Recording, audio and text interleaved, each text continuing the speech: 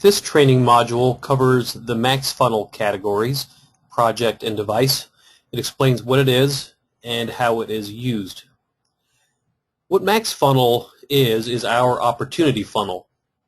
All of our principals are always very interested in the opportunities that we're developing for them that will result in new business for them. And it is a unified method that you have a user interface where you can just enter your data in one place in one format that meets all of the different manufacturers' varied requirements and requests for information. So it has to be flexible, has to be well designed, because with all the different requests, it gets kind of complicated addressing everything. So it is well designed and intuitive to make life easy for you. We'll go through that and show you how to use that so that you can maximize your time and also report accurately the data that our principals request. So the first couple places where you see the data, as we've already learned, is in the company multi-view and the person multi-view. So if you want to look at all opportunities, say for microchip, we can go to MFL projects, MaxFunL projects, and look at the projects. Now in this tutorial we're looking at my database, which has everybody's opportunities in. Yours, you will only see your own. So here we can see that we have 129 different projects for microchip. MFL devices is MaxFunL devices. Now if we go to a company called AccuWeb, I typed in AccuWeb up here, clicked there and typed it, we can see the different projects with SMSC, Microchip, Atom Tech that have been chased at AccuWeb. And these are the projects. Now if I want to look at my own, and let's pretend I'm Justin Petty for a second. I'm going to click here, just single click, and then type P-E-T-T-Y. We'll go to Justin. And here are his projects. And here are his devices.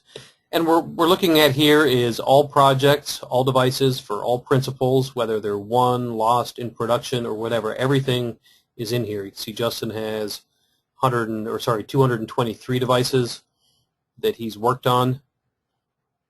So that's the main way you consume things. So it's a very good tool for refreshing yourself what you're working on, what you have worked on. If you're going to go visit a customer you haven't talked to in a while, kind of look at some of the history there.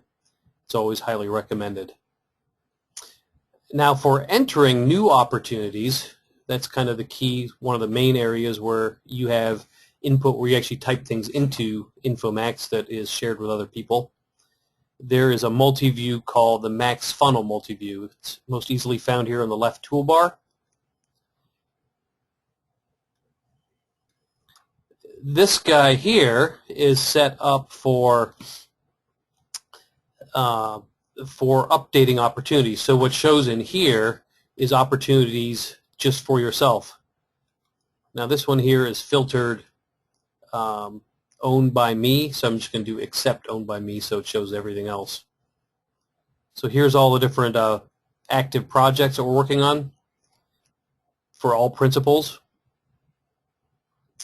If you want to filter this for just a specific principal you're working on, right click up here, filter view. The very first filter is set up for principal. Right now it's everybody except for ST Microelectronics. Let's say we want to look at SMSC, whoops, C right here, SMSC. Make sure to unclick accept.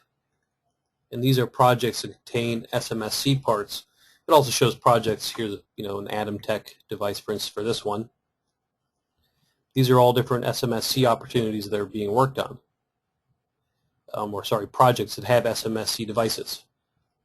As we've talked about, up here is the project level, down here is the device level. Top part of the form, the line item part of the form. If we open up the line item, again, project level, the header part of the form is up here, it gets copied down. So we can see production date, prototype date, and down at the bottom is the specific information. So we're going to go into more detail on how to use this form later, but these are the three main ways that you will access your data. So how is this information used? One of the big ways, like I already mentioned, is used by you to keep you up to date and your mind refreshed. If you don't have a steel-trap mind that photographically remembers everything, you can quickly click here and understand what you're working on. Now, it's also used, as talked about, to report to manufacturers. All right, so one of the main ways we report is exporting it into an Excel spreadsheet. Here's a recent one we did for Tayo Yuden that in a spreadsheet lists out all the different opportunities. Now, we've talked about putting the date and timestamp, year, month, first, last initials, prefixing each thing to give it a context of when each of these comments were made. What's important to realize is that while the manufacturers may not always grab these comments and act on them, it can go out to any number of executive management within the company, and they can judge you as an individual or us as a rep firm for them and how good a job we're doing. So it's important to keep this up to date. Very easy for them to sort on production date and then look at, say, device status and say, production date is in the past. We're still in concept stage. This person here is not doing a good job updating, and it's a negative connotation. So it's important that when you enter data that you do it conscientiously and take your time. The other area where our data gets used is to get uploaded into online databases. Some companies like Alpha and Omega have their own homespun online database that our inside salespeople transpose the data you enter into their systems. Here's an example of what Alpha and Omegas look like.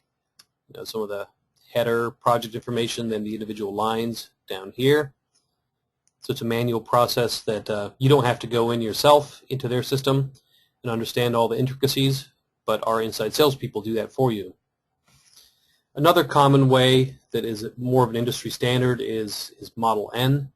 This is the way that pretty much all Model N looks like, with kind of, again, the project header information up here, company, this project status, the volumes, that kind of thing, production date, expected order date, that kind of thing. And then down below are the individual line items, or devices in this case, with the part number, ASP or the price, quantity per board, confidence, and then comments section in here, competition sometimes. So again, this is something that gets manually copied from Infomax up into an online database for our manufacturers. Here, of course, we're looking at Microchip. So one last thing I want to talk about for this module is the specific forms here. For Microchip and SMSC, when you open up the form, there's two tabs. The typical form that looks very similar for all manufacturers. This red area is Microchip and SMSC specific, things that only they ask for. Everything else is standard fare for how we do everything else. But then on this tab here is a form that very much mirrors the Model N. Starts with, it has the same areas, the same fields labeled the same, grabbing the data that you entered here and just reformatting it into this format, which looks very similar to this format here. The idea there is to make it very easy for our inside salespeople to very accurately and quickly transpose the data for you, because this really, what is online for our manufacturers is what is seen and what is shared with the manufacturers. And as an example for Microchip, this is something that at a push of a couple buttons, executive management within Microchip can very quickly generate reports like this with multiple tabs, everything sliced and diced, different projects we're working on, kind of the dollar amount our funnel is, by part number category, if it's an 8-bit microcontroller or 32-bit microcontroller, networking device, by stage. This tab here, each stage, they have things analyzed. Each product group or subdivision, they can grab the data that MaxTech is working on and judge our performance based on that, and also use it for forecasting and their own internal business needs. So again, it's imperative that our data is kept up to date and accurate, and that work is done conscientiously to do that. And what you'll learn in the rest of the modules is how things are arranged, the different procedures you need to follow to update the data. This concludes this module.